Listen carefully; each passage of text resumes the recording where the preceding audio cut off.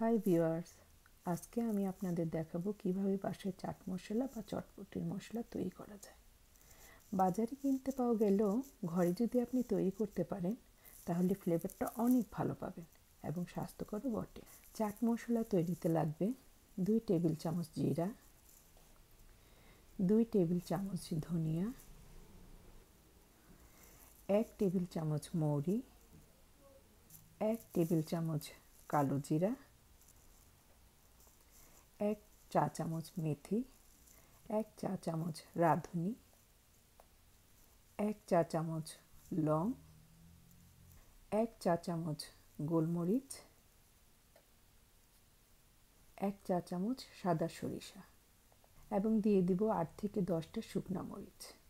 প্রথমে চুলায় একটি প্যান বসিয়ে আস্ত শুকনো মরিচগুলো মুচমুচে করে ভেজে নেব। মরিচ ভাজা হয়ে গেলে আলাদা একটি পাত্রে রেখে দেব। এবার ওই একই গরম পাত্রে বাকি সব মশলাগুলো ভেজে নেব। মশলা ভাজার সময় চুলার হিটটা থাকবে মিডিয়াম টু লো। প্রায় 1 মিনিটের মতো নাড়াচাড়া করে চুলাটা বন্ধ করে দিতে হবে এবং চুলার উপরেই রেখে দিব গরম পাত্রটি। এবার সব মশলা একসাথে করে 2 মিনিটের মতো নেড়েচেড়ে ড্রাই রোস্ট করে নিতে হবে, যাতে এর কালারটা খুব বেশি গাঢ় না হয়ে যায়। ঠান্ডা না হওয়া পর্যন্ত অপেক্ষা করব।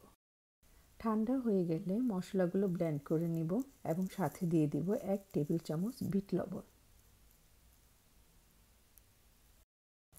আপনি যে কোনো উপায়ে এটা গুঁড়া করে নিতে পারেন। এই তো তৈরি হয়ে গেল সকল মশলার সমন্বয়ে পারফেক্ট কম্বিনেশনে তৈরি চটপটি মশলা। এবার শুকনো কোনো এয়ারটাইট জারে ভরে সংগ্রহ করা যাবে 2 থেকে 3 মাসের জন্য।